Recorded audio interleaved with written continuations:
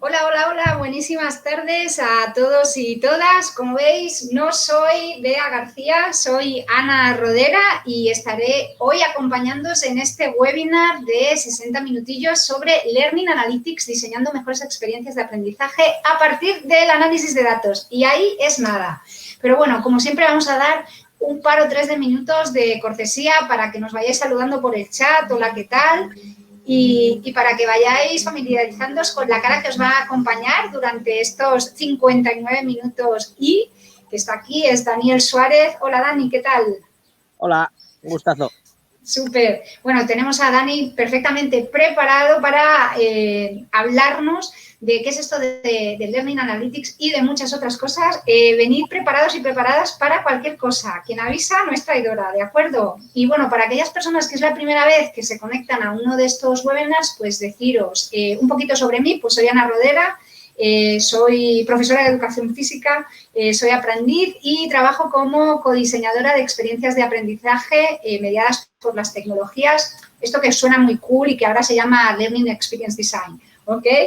Y nada, este webinar forma parte de esta serie de webinars que hemos ido desarrollando durante todo el año con la cara de Bea García como facilitadora y son un poco promocionales, ¿no?, de lo que la gente puede ver y puede experimentar cuando está en el diploma LEAD, hay el diploma CLOF, perdón, de Chief Learning Officer o el máster en facilitación del aprendizaje, la innovación LEAD, ¿vale? Y os voy a contar un poquito sobre Dani, ¿de acuerdo? Que, como veréis, está en un espacio natural ideal, en un escritorio que todas y todos envidiamos. Es de mentira, es sí, un fake.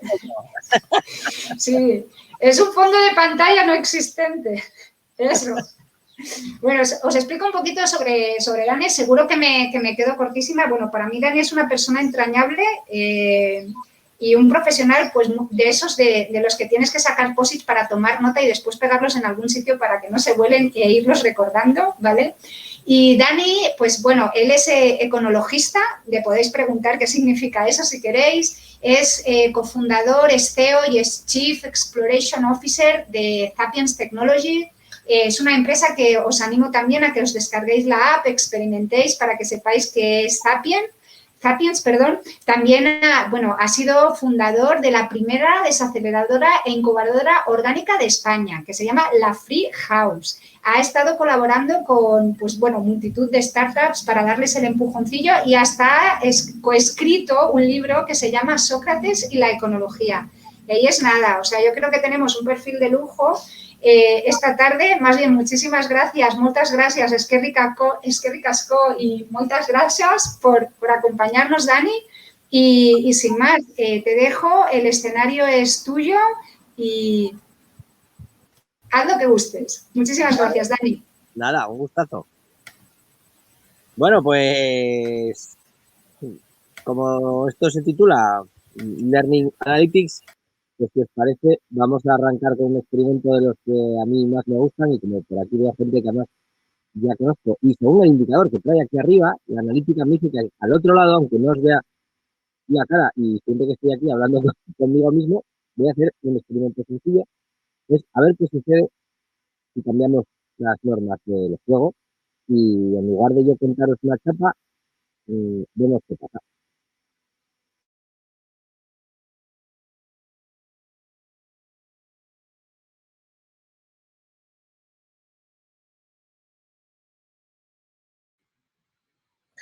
Bienvenidos.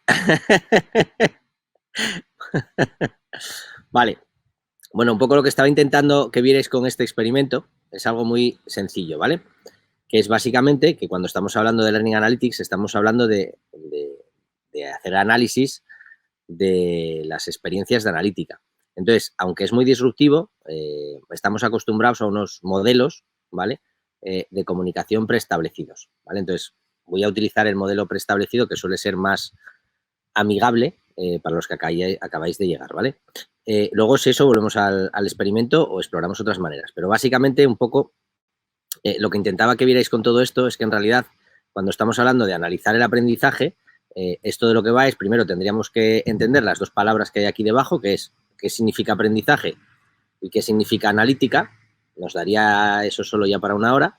Pero yo me gustaría entrar directamente con qué maneras o qué usos y costumbres tenemos o estamos acostumbrados para transmitir el conocimiento y, en última instancia, para modificar el conocimiento, el comportamiento, que es como yo entiendo lo que es el aprendizaje, ¿vale? Entonces, lo que estaba intentando era que experimentarais precisamente esos espacios vacíos en los que puede haber ocasiones de superaprendizaje, pero como estamos acostumbrados a un modelo aristotélico, y aquí os cuento un poco los 3 modelos que son de los que yo suelo imaginarme que están sucediendo las cosas, ¿no? Venimos de un modelo industrial en el que las clases o las sesiones están planificadas. Fijaros en un modelo aquí ahora mismo en el que yo estoy viéndome solo a mí mismo, al otro lado hay 24 personas y esto sería una clase aristotélica en la que yo suelto un rollo, ¿vale? Ese rollo, vamos a llamarlo información, esa información vuela a través de la pantalla, yo no tengo feedback al otro lado, con lo cual no puedo hacer analítica, pero esa información voy a entender que entra por vuestros USBs llamadas ojos, orejas y que lo procesáis y que, por lo tanto, procesáis esa información y generáis conocimiento dentro de vuestro cerebro. Y que como sois 24 personas diferentes, pues cada persona, independientemente de lo que yo cuente aquí o independientemente de lo que estaba pasando en WhatsApp, va a tener una experiencia totalmente diferente, ¿vale? Y este es el modelo tradicional del que venimos. Venimos de ese modelo en el que, bueno, pues entendemos que las experiencias de aprendizaje son una obra de teatro, ¿vale? En el que alguien cuenta algo. Yo, en ese aspecto, creo que eso no tiene sentido ninguno y que es del siglo XVIII. ¿Por qué creo que no tiene sentido ninguno? Sencillo, porque lo que yo os pueda contar ahora mismo en tiempo real, perfectamente podría mandar un vídeo grabado de YouTube y lo podríais ver durante 1 hora y no haría falta que estuviéramos 23 personas aquí ahora juntas viendo este vídeo de YouTube a la vez. Entonces, en una primera experiencia de aprendizaje, ¿qué creo que es lo clave y que hace esto que tenga un potencial de ser diferente?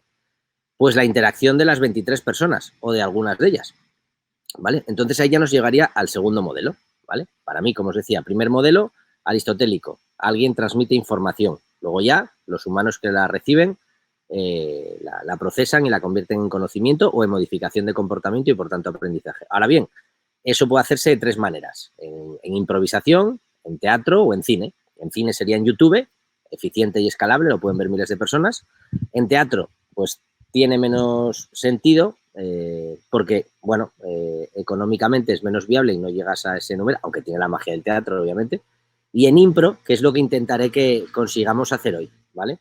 Que es que no haya un guión preestablecido, ni que yo os cuente aquí mi libro, porque mi libro no es importante, porque la segunda parte de este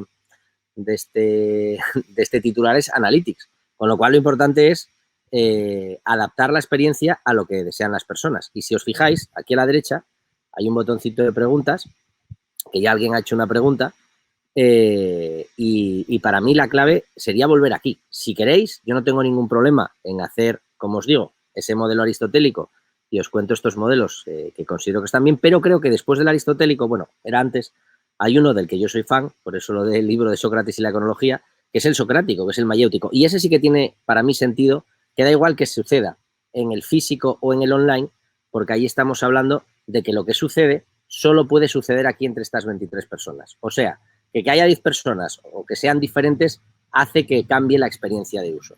Y ahí para mí es la clave, ¿no? Y ahora mismo creo que tenemos un problema en las experiencias de aprendizaje en una matriz en confundir lo síncrono con lo asíncrono, lo virtual con lo físico y en intentar mezclarlo todo y, por lo tanto, montar unos líos importantes. Así que, si os parece, para que ya estamos aquí todos, ya hemos sufrido la experiencia desagradable porque estamos acostumbrados a ese ruido continuo o a esa guía en la que hay un guía que marca un itinerario, yo espero a que me digáis qué os apetece que veamos en los siguientes bloques. Y para trocearlo, si os parece, como son las 18:13, os planteo un reto muy sencillo, que es, tenemos 2 minutos para decidir, estas 24 personas que estamos aquí, qué queréis que hagamos durante los 5 siguientes. Lo que sucede en estos casos suele ser caos, cómo decidimos, y entonces por eso acabamos teniendo experiencias de aprendizaje en las que es más fácil seguir una dictadura en la que alguien cuenta un rollo y los demás dejamos de participar.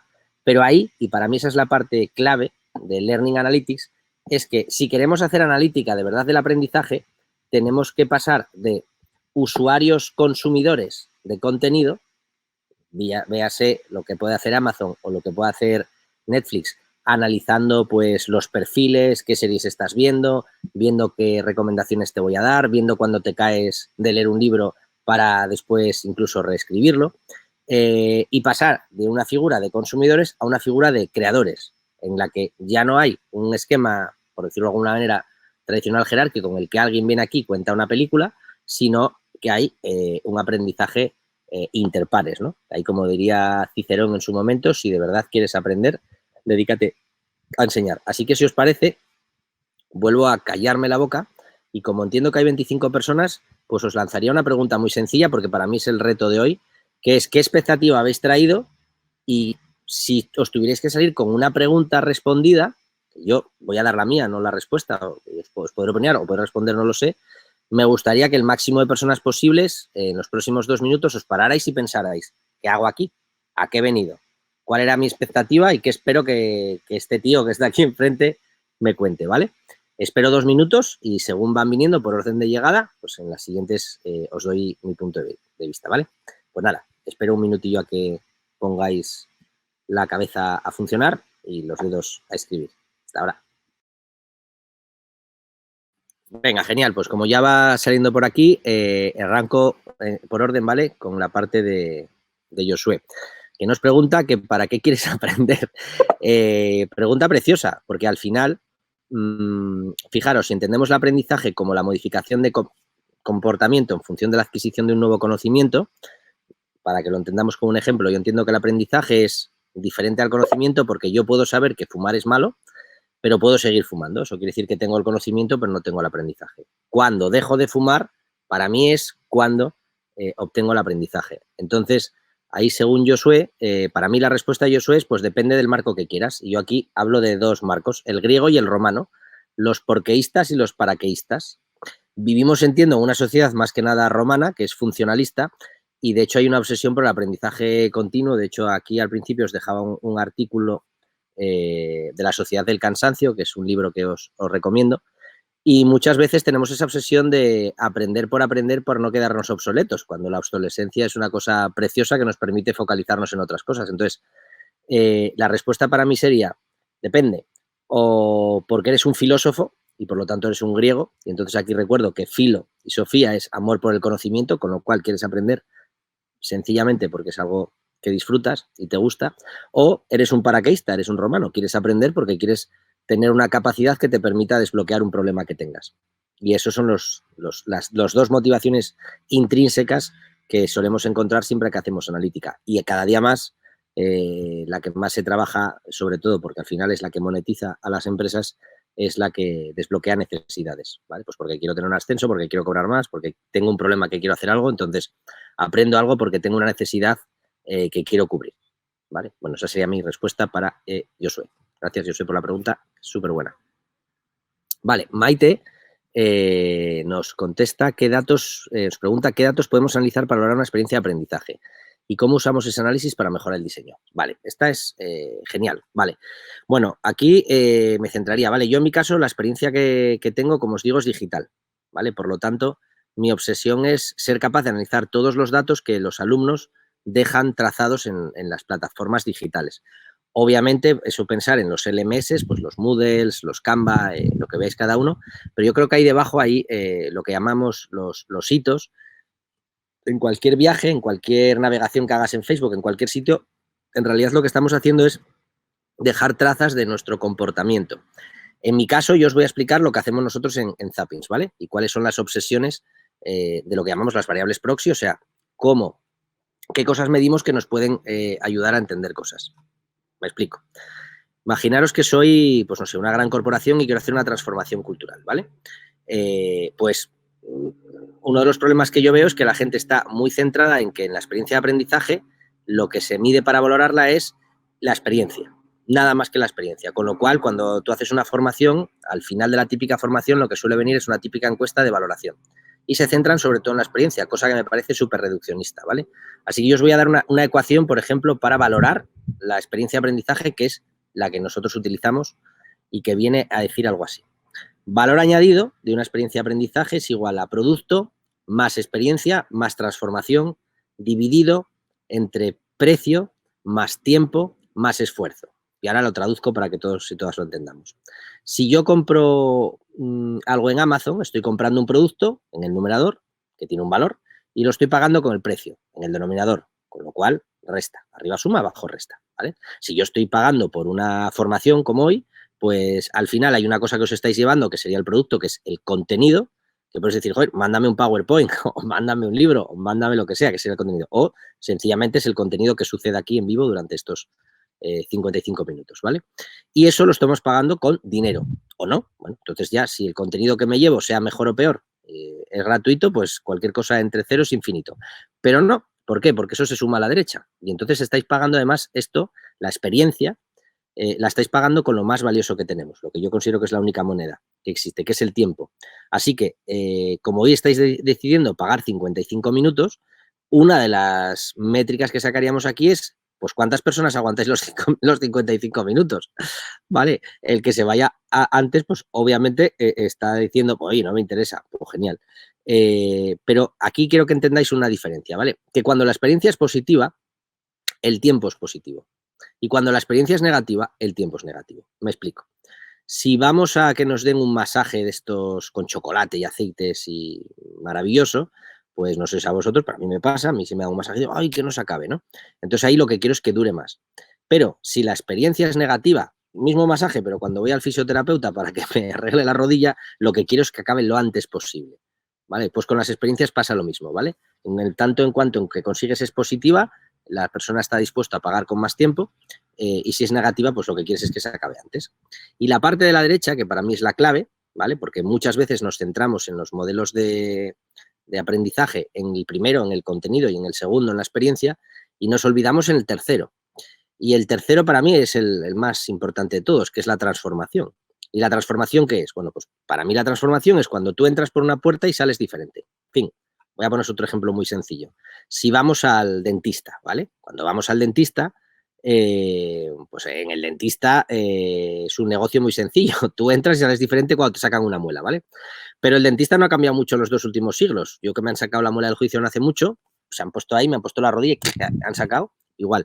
¿Cómo han conseguido aumentar el valor añadido los dentistas? Fácil, con una cosa llamada anestesia, que lo que hace es reducir el esfuerzo, ¿vale? Entonces, precisamente por eso, fijaros que lo que hemos cambiado aquí ahora mismo es, oye, si yo consigo que tú te transformes y además pagues con el mínimo esfuerzo, pues aumentará tu valor añadido, ¿vale? Para mí esa es la ecuación clave que nos permite después reutilizar el diseño. Me explico, ahora traducido a esta experiencia de aprendizaje.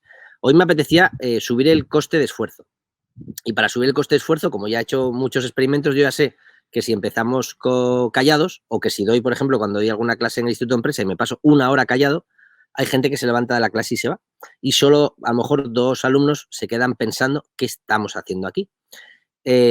Claro, eso hace que 2 personas se puedan concentrar un montón, pero no llega a la mayoría. Entonces, esos son los modelos que nos permiten entender esto, ¿no? Entonces, ¿que quieres aumentar el esfuerzo? Perdonad, que tengo aquí a un amigo. ¿Qué pasa? Darme un segundo. Ven aquí, ven. Os presento aquí a mi compi. Entonces, imaginaros que tenemos lo que os estaba contando, ¿no? Que tenemos que pensar en el punto de vista de reducir el esfuerzo. A ver, cariño. ¿Sí? ¿Ya? ¿Tranquilo? Vale. Pues la base es muy sencilla. Si yo quiero filtrar, por ejemplo, alumnos, aumentaría el esfuerzo. Eso tiene cosas positivas y cosas negativas. La parte buena, que si yo aumento el esfuerzo y sé que es en ese punto solo aquellos que son capaces de pasar esa pantalla del videojuego o esos retos que estás poniendo que tienen un esfuerzo alto y que generan una disrupción, pues se quedan autoidentificados. Parte buena, los analizas y los autoidentificas. Parte mala, estás perdiendo a parte de los alumnos, ¿no? Para resumir, Maite, pero bueno, luego pensar que a partir de ahí podemos medir un montón de cosas y simplemente porque tengas algunas variables, ya no solo de la ecuación, sino de cosas que interpretamos, pues sobre todo en digital, que es el sitio más fácil para medir porque lo podemos medir todo, pues pensar que ahí ya es entender variables. Por ejemplo, desde la edad, desde el tiempo de consumo, desde el número de preguntas, experimentos que estamos haciendo ahora, por ejemplo, para analizar las preguntas que hacen las personas, que para mí es uno de los dramas que tenemos en educación, la escasez de preguntas. Y de las preguntas que hay, ¿cómo podemos definir que unas preguntas son de calidad? Y si son de calidad, ¿por qué definimos que unas preguntas son de más calidad o mayor originalidad que otras? Entonces, en función de todo eso, se puede aplicar toda la parte de psicometría, de analítica y entender pues, los perfiles o las personas o los clústeres que hay detrás para después poder tomar decisiones, ¿no? Y eso es súper valioso y hay millones de datos y lo veremos en los próximos años, que bueno, es como un cóctel con el que se está empezando a trabajar, ¿vale? Así que, resumiendo en todo eso, la ecuación básica del valor añadido me parece clave. Y bajo mi punto de vista, de las 200 preguntas, para mí lo más importante es la parte de cómo somos capaces de utilizar los datos y las variables, que sea una variable proxy, o sea, que nos puedan inferir que hay curiosidad. Porque para mí esa es la clave del aprendizaje. Cómo detectamos o incentivamos curiosidad. Porque luego el aprendizaje no es cosa del mentor, dinamizador, maestro, profesor, ponerle cosa que queráis, sino de la persona que está al otro lado. Y ya en última instancia, pensar incluso en algoritmos de calificación, si es que hay que hacer calificación, que yo estoy en contra de ello, pero si hay que calificar porque el sistema lo pide, pues a lo mejor con esos datos se pueden hacer algoritmos de calificación individualizada en función de la persona y no en función de la clase. Ahí no me extiendo más y luego si os apetece vuelvo sobre ello porque esto da para mucho, ¿vale? Me voy con Lupe. Vale, mi expectativa en este encuentro es aprender a aprender cada vez mejor. Pues expectativa clara, voy a transformar eso en una pregunta, ¿no? Que sería ¿cómo puedo aprender a aprender cada vez mejor? Mi consejo en este espacio, una vez más, es espacios vacíos. Que es una cosa que he hecho un montón de menos. ¿Por qué? Vuelvo a lo mismo. Estamos sobresaturados de información, sobreintoxicados de dopamina y lo que estamos teniendo problemas ahora mismo graves es de déficit de atención y de capacidad de procesamiento. O sea, venimos del mundo del disco duro y ahora toca el mundo del procesador. Y esto no lo digo metafóricamente, lo digo físicamente. Los modelos de negocio de las empresas tecnológicas como Microsoft o Amazon ya no es cobrarte por el servicio en la nube, aunque sigue siendo lo famoso, es cobrarte por el procesamiento del lenguaje natural, por el procesamiento de los sistemas que utilizan. Bueno, pues con los humanos es lo mismo, no se trata de acumular un montón de libros o documentación, sino de dejar precisamente que si entendemos el aprendizaje como una alimentación de nuestro cerebro, pues igual que si nos nutrimos y comemos algo, lo masticamos bien, y nuestra madre nos decía, mastica bien 40 veces, ya la digestión, pues con el conocimiento es lo mismo. De hecho, para mí una de las obsesiones es, hoy cuando acabemos a las 18:55, estoy seguro que a las 7 vamos todos directos a otra sesión o cambiamos directamente. ¿Eso qué quiere decir? Que no hemos incorporado el espacio vacío dentro de los propios espacios para poder hacer las digestiones. Y en la digestión es donde se procesa el nutriente. Y el nutriente cada uno tiene que sacar el suyo. Así que mi contestación aquí, Lupe, sería con espacios vacíos y con buenas digestiones. Pero claro, eso necesita tiempo. Vale, nos dice Iván, ¿tienes programado, organizado un plan para entregar formalmente un aprendizaje a las espectadores o solo estarás improvisando? Absolutamente improvisando, Iván. Nunca tengo planes y de hecho me parece la base, me parece el futuro de las experiencias, porque creo que las planificaciones estructuradas básicamente no sirven para nada, son del siglo XIX, porque si yo tengo un plan y ya lo desarrollo aquí, pues es como no tener en cuenta a las 25 personas que están al otro lado. O sea, que veo ahí un número de 25, pero si no interacciono con vosotros y yo cuento mi plan, pues para eso subo uno de mis vídeos en YouTube y ya lo tenéis.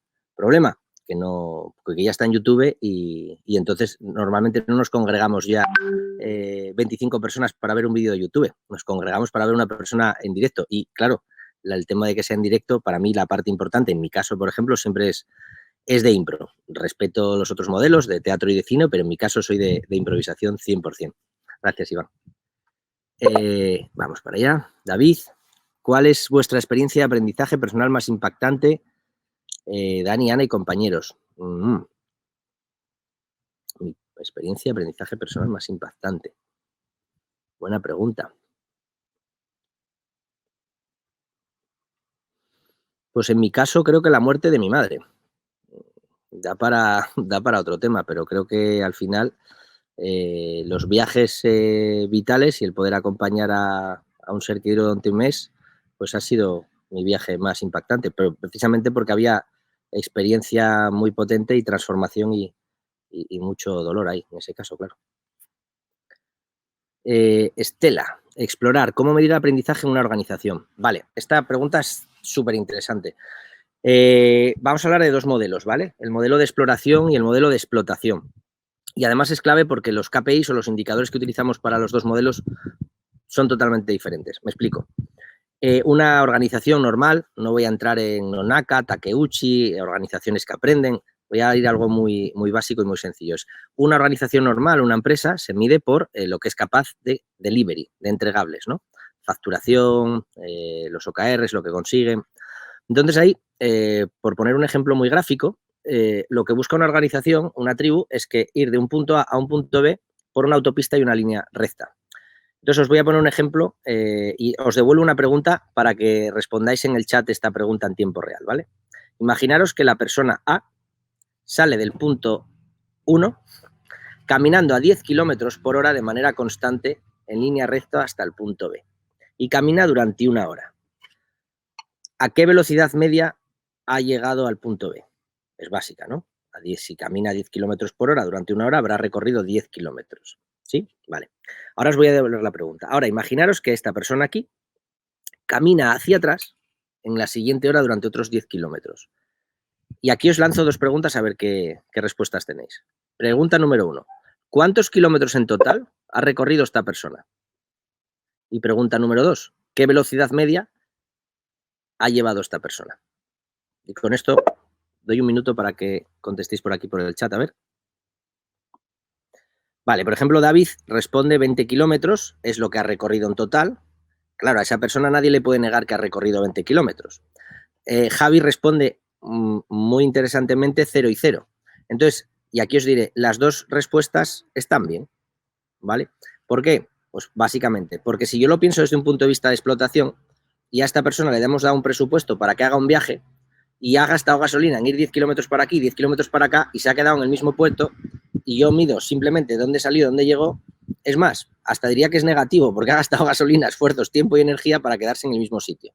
Ahora, si lo analizo no desde un punto de vista de explotación, sino que lo analizo desde un punto de vista de exploración, entenderíamos que esta persona seguramente en esos 10 kilómetros, en esos 20 kilómetros recorridos, ha obtenido un montón de aprendizaje. Bueno, pues esto es la diferencia entre medir y por eso necesitamos KPIs diferentes para una cosa u otra.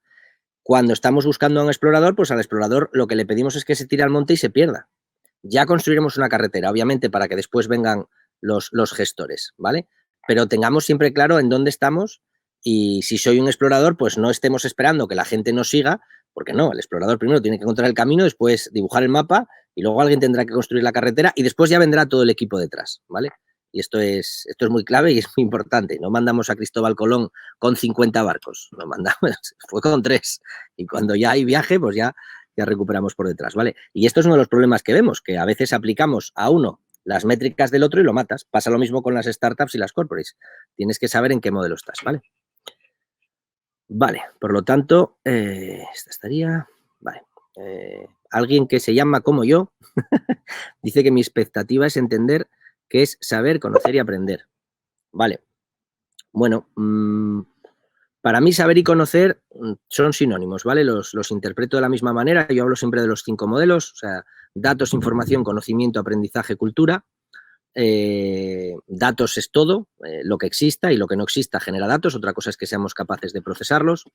Información, para mí, pues son aquellas cosas que por mi hardware y software soy capaz de interpretar.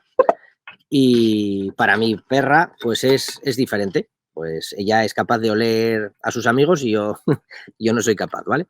Pero para mí la diferencia está ahí, digamos, en conocer o en saber. Para mí es que yo tengo el conocimiento en mi cerebro, pero aprender para mí es modificar el comportamiento, ¿vale? Y si no hay modificación del comportamiento, para mí, obviamente esto dependiendo de la escuela que sigáis, pues se puede llamar aprendizaje o no. Para mí, si no hay modificación, no hay aprendizaje observable. Vale, Nerea. ¿Cómo usar Learning Analytics para mejorar las experiencias de aprendizaje y no solo los cursos online? Bueno, claro, correcto. De hecho, cuando hablamos de experiencia de aprendizaje, aquí tendríamos que pensar al 100%, ¿no? Me explico. O sea, yo puedo tener un webinar físico, pues tenemos un webinar aquí, podemos sacar los datos, y pueden ser itinerarios y viajes mixtos. Pues lo de siempre, para mí es muy sencillo, o sea, muy sencillo, es complejo, pero se trata de intentando extraer los datos que nos permitan entender qué es lo que necesita una persona y que hagamos no café para todos, sino lo voy a explicar de otra manera. Intentando escribir libros de Elige tu propia aventura, que es como yo entiendo que tienen que ser las experiencias de aprendizaje en el futuro. Y no tiene sentido para mí que 22 personas hagan el mismo viaje, porque son 22 personas con históricos diferentes, con hardwares diferentes, con comportamientos diferentes, y eso para mí, bueno, pues es lo que tenemos que cambiar en los próximos años, que cojamos todos esos datos de esas personas para que cada uno pueda hacer su viaje de aprendizaje. ¿Esto qué va a implicar? Pues mucho más trabajo, claro, porque es mucho más fácil soltar una chapa y no responder en tiempo real preguntas. Yo suelto mi chapa, acabo y al final digo preguntas y lo que sucede en el 95% de los casos, pues ya sabéis, no hay preguntas y todo es para casa. No, hay que diseñar para las 20, 25 personas para las que estén, ¿vale? Y para eso están esos datos. Vale, Jorge Candás Romero. Dentro del mare magnum de datos que recopilo en una plataforma de aprendizaje, ¿por dónde empiezo? ¿Cómo separo el grano de la paja? Pues sí, brutal. Lo primero limpiando. Ya sabéis que cuando trabajamos con datos, lo más importante es plantearte qué reto quieres tener. Yo os pongo algunos con los que estamos, ¿vale? Por ejemplo, algún cliente me dice, oye, es que lo que nos interesa es medir el engagement. Yo siempre le digo, bueno, pues el engagement ¿para qué? No, porque es lo que me aparece en los OKRs. Entonces, si han empezado hoy 25 y caen 20, pues esto quiere decir que hay un churn de 5 personas. Vale, bien, eso es un dato, pero ¿qué vas a hacer con ese dato? ¿Para qué lo quieres? ¿Por qué te preocupa? Entonces, yo creo que empezamos por lo de siempre, por definir qué problema quieres y qué reto tienes por delante. Y todo lo que no esté con eso, pues fuera. Y aquí volvemos a lo mismo. Esto es analítica, dicho en otro nombre, con estadística básica. Leeros cualquier paper científico y veréis que son todos iguales. O sea, al final es plantémonos una pregunta de investigación, plantémonos una hipótesis nula y después veamos si con eso somos capaces de hacer algo, de transformar algo. Con lo cual, para mí los datos son después. Empezamos siempre por la pregunta. ¿Por qué pregunta o qué problema quiero resolver? Y todo lo que no sea eso, lo quito. Bueno, hay otro viaje, ¿vale? Que es más complejo, pero también lo podéis probar, que es al revés. Es, oye, me voy haciendo preguntas o infiero preguntas que me pueden surgir en función de los datos que tengo. Y ahí cada uno puede utilizar un camino u otro, o los dos. Vale. Javi, ¿cómo entender, analizar a partir de datos de observación no numérica? Bueno, como diría un amigo nuestro, Javi, lo complejo se recorre, no se analiza, ¿vale? Así que me quedaría ahí, ¿vale? Que yo sé que ya me estás entendiendo perfectamente. Marta, ¿cómo se puede valorar el impacto del aprendizaje sin usar calificaciones? Bueno, pues volveríamos a lo mismo, ¿no? La diferencia entre evaluación y calificación. Yo la calificación la entiendo como un sistema industrial que hemos metido como factor competitivo de selección. Pero es que la valoración del impacto yo no creo que tenga que ver con la calificación. Tendrá que ver, en todo caso, con la transformación que se ha generado en el individuo. Y eso, pues, por observación, como bien dice Javi, de datos que no son numéricos.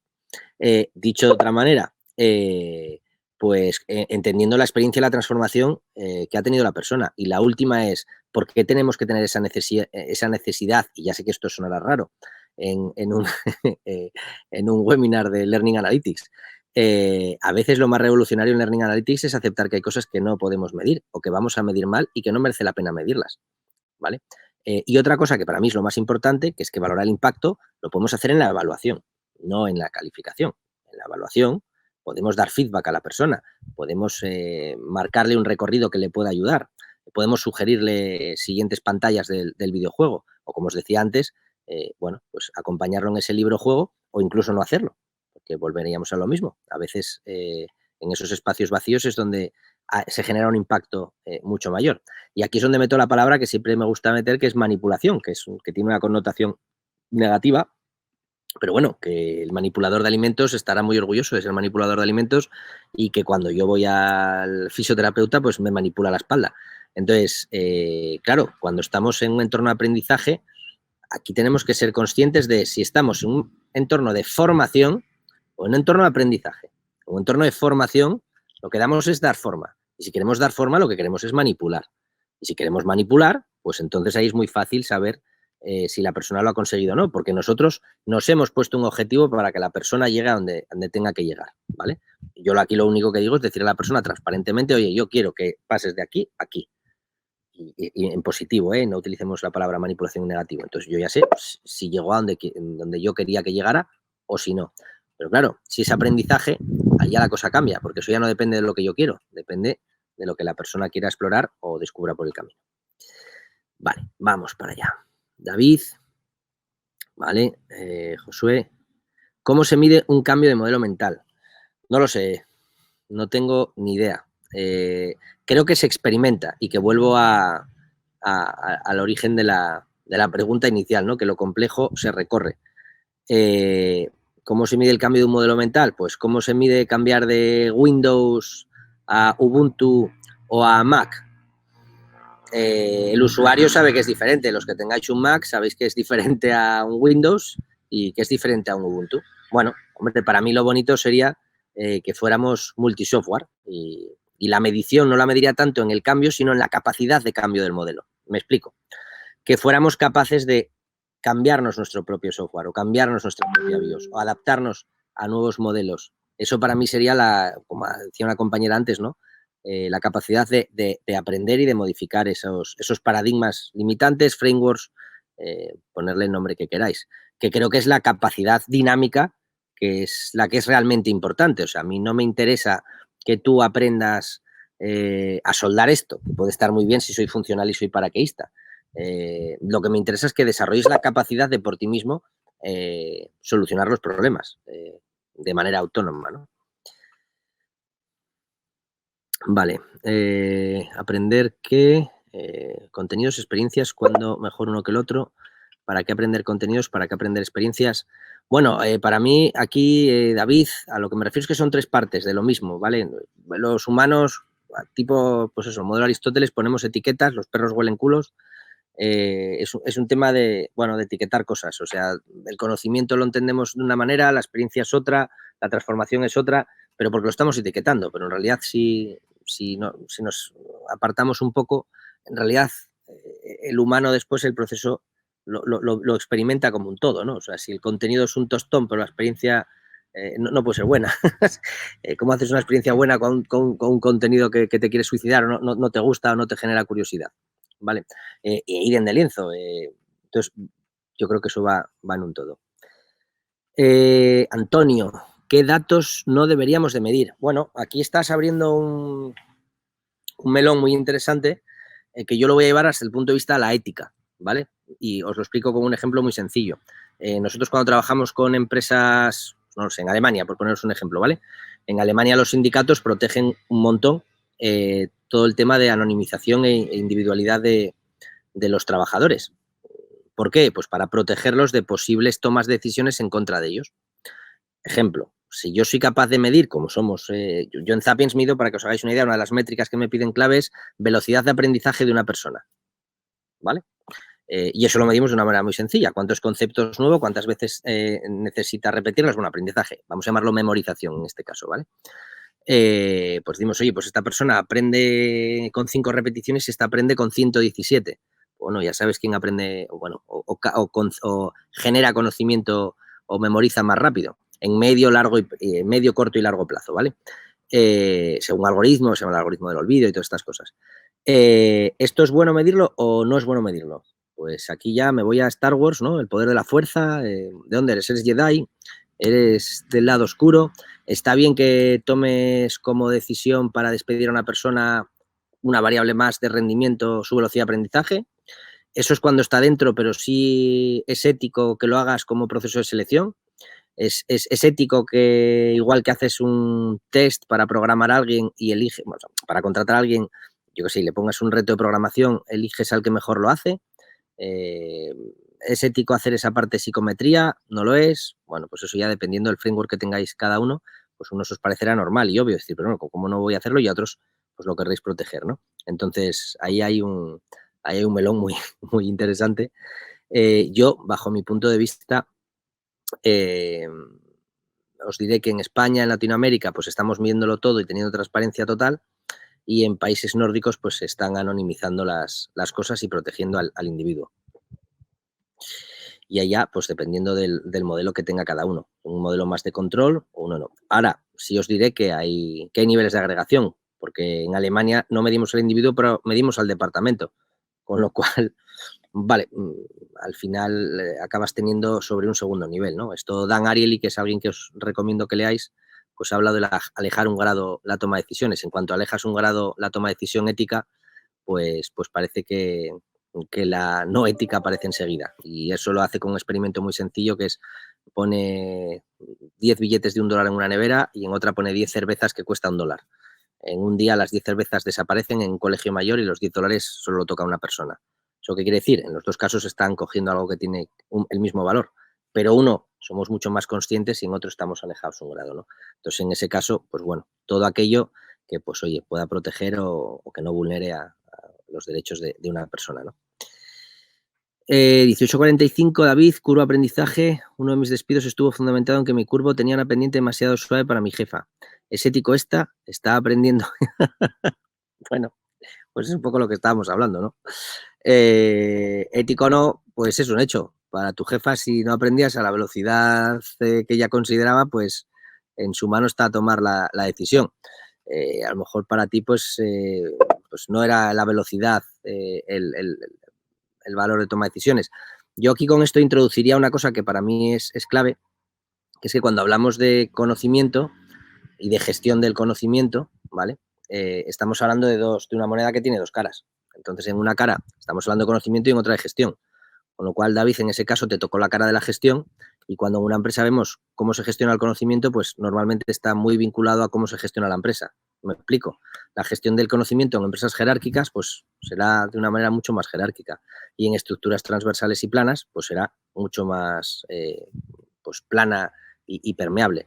Y esto no es, vuelvo a lo mismo, ni mejor ni peor. No es mejor el McDonald's que el Bulli. Son modelos diferentes y cada uno está diseñado para cumplir con unos objetivos.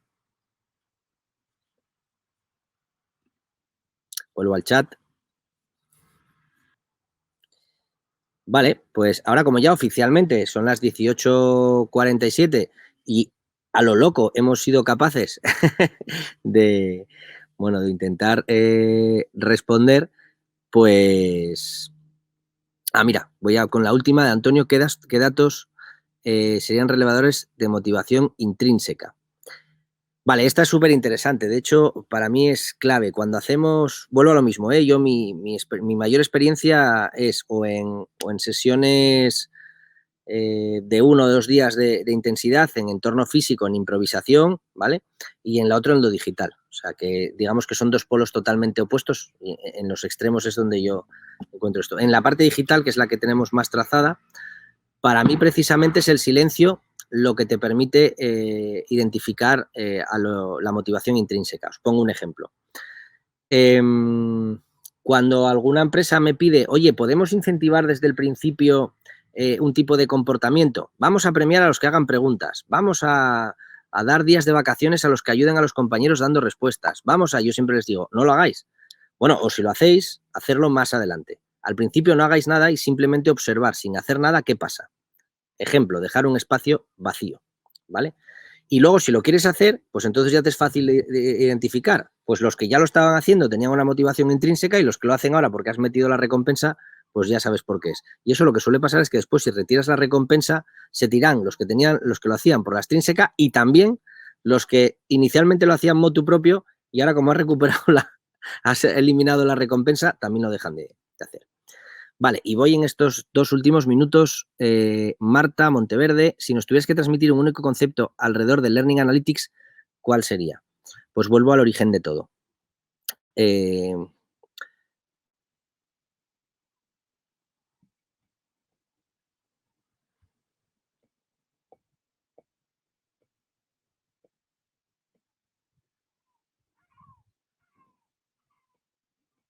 El silencio, ¿vale? Si queremos analizar el aprendizaje, tenemos que dejar espacios vacíos, porque solo cuando suceden los espacios vacíos somos capaces de observar el comportamiento de las personas. Cuando estamos rellenando y saturando a la persona de contenido, no tenemos espacio para observarlos. Y vuelvo a lo mismo. Entonces, todo esto es convertirnos en observadores, porque si estamos haciendo analítica del aprendizaje, dejemos espacios vacíos y convirtiémonos más en observadores. Y con eso no hace falta esto de que estamos diciendo siempre de vamos a poner al alumno en el centro y todas estas... Perdón. No, si es que ya está. Si quiere estar, está. Ahora, deja el espacio para que lo sea. Obsérvalo. Bueno, pues 18:50.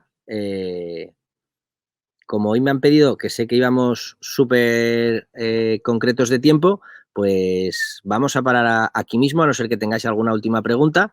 Y nada, por mi parte, pues eso, un gustazo someterme a, a esta sesión en modo preguntas y respuestas, que es lo que en realidad para mí me parece que es la base de la analítica del aprendizaje, porque yo siempre digo que si en tecnología la unidad mínima pues, pueden ser los ceros y los unos, pues en aprendizaje para mí es la pregunta y la respuesta. Y lo clave no es la respuesta, es la pregunta y la manera que tenemos de formular preguntas. Así que nada, muchísimas gracias por regalarme vuestras preguntas, porque gracias a ellas pues yo también puedo procesar y como dicen los programadores, hacer que hablas en voz alta y ahí mismo sacar aprendizaje. Así que nada, muchísimas gracias y dejo a nuestra capitana que seguramente tendrá algún mensaje que daros desde la nave nodriza central. Ha sido un placer. Pues muchísimas gracias, Dani, por este webinar así diferente, en algunos momentos silenciosos, en otros momentos muy activos. Y nada, deciros que hoy vamos a acabar, pues eso, 5 minutillos antes, hay 55. Y antes de finalizar el webinar, sí que me gustaría, pues bueno, formularos 2 preguntas, ¿no? La primera de ellas es si nos podéis compartir por el chat, que yo creo que tanto Dani, o por lo menos yo estoy curiosa, si habéis experimentado o habéis llevado a cabo una experiencia de Learning Analytics, bueno, pues, ¿qué habéis hecho? Así brevemente, ¿no? Hice tal cosa y me salió tal otra, ¿vale? Si queréis compartirla. Y después, la segunda pregunta, para la gente pues, que no haya podido llevar a cabo Learning Analytics en su trabajo, en su vida diaria, pues, ¿qué otras temáticas os gustaría que abordásemos en los webinars? ¿De acuerdo? Porque a veces se nos acaban las ideas, tenemos muchas personas en mente, pero no sabemos si traerlas o no, o si el tema nos resultará interesante o no. Entonces, yo creo que aprovechando que Dani ha empezado con las preguntas, pues yo acabo también con las preguntas, ¿no? Entonces, decidnos en qué temáticas estáis interesadas o interesados que os ayudarían, pues bueno, pues a aprender mejor, aprender a evaluar mejor, aprender a experimentar mejor. Entonces, nada, estos 3 minutillos que nos quedan, porfa, si podéis ir completando aquí por el chat, tanto Bea como yo, bueno, creo que más Bea, ¿vale? Se lo va a mirar o nos lo vamos a mirar y vamos a intentar que de cara a los próximos webinars poder traer o poder compartir espacios de diálogo y de silencio con personas que bueno, nos puedan no iluminar, pero sí compartir experiencias o compartir vivencias y conocimientos que nos ayuden, pues eso, a saber un poquito más sobre determinadas cuestiones pues que nos interesan o, como decía Dani, ¿no? O sobre las que tenemos curiosidad. Entonces, porfa, aprovechar porque de verdad cumplimos la palabra, os vamos a leer y vamos a intentar eso, organizar un cronograma donde tengamos webinars que realmente pues sean de vuestro interés para poneros, como decía Dani, para poneros en el centro, pero de verdad, ¿no? Entonces, veo que por aquí, a ver, Azu nos dice que tenía una amiga que tenía un Excel sobre experiencias de tartas de queso de Madrid y las variables, ¿no? Textura, grado de dulzor, color, muy bien, esto estaría dentro del ámbito culinario, quizá en la universidad que hay ahí en Bilbao y en Barcelona culinaria les interesa ese dato. Gracias, Azu, por compartir. La gestión, la pausa y el silencio en las experiencias de aprendizaje. Sugerencia de Pablo II. Muchas gracias, Josué, por compartirlo. Mira, Azu, para regalarte los oídos, Dani, Azu, te comento por aquí que es una maravilla escucharte. Javier Pobés nos habla de analítica para comunidades de aprendizaje como tema, súper interesante, aquí me lo apunto. Comunidades de aprendizaje, también tenemos por ahí pues una persona, por ejemplo, Fernando Trujillo, que supongo que conoceréis, del sur de España, que él está trabajando mucho tema de comunidades de aprendizaje y que también se encuentra pues como persona facilitadora dentro del Master Lead. Aquí tenemos otro Daniel Suárez, que dice que un gustazo, pues nada, el gusto es nuestro. Javier nos propone analítica de trayectorias de aprendizaje. Ok, aquí me lo anoto. Y nada, parece que por el momento la cosa se queda aquí. Y bueno, muchísimas, creo que estáis haciendo un trabajazo de curaduría. Muchas gracias, Azu, pues un placer. Muchas gracias, Estela, por conectaros. Muchas gracias a todas las personas que han llegado hasta el final. Dani, al final han sido 18. Yo creo que si hacemos un Learning Analytics de esto nos podemos dar por satisfechos. Y, no, y aquí habría otra. Si de estos 18 Estela ahora se deja un espacio vacío, ese es el que es aprendizaje ya. Súper. Así que enhorabuena. Bueno, pues muchísimas gracias, Dani, por conectarte desde el maravilloso pueblo de Cadaqués. Disfruta mucho de estos días de trabajo, pero en un lugar idílico. Y de verdad, muchísimas gracias a todos vosotros y vosotras por compartir estos 50 y tantos minutos con Dani y conmigo. Y nos vemos la próxima. O quizás no, quizás veréis a Bea. Venga, a cuidarse mucho. Feliz tarde, buen verano, buenas vacaciones. Chao. Chao.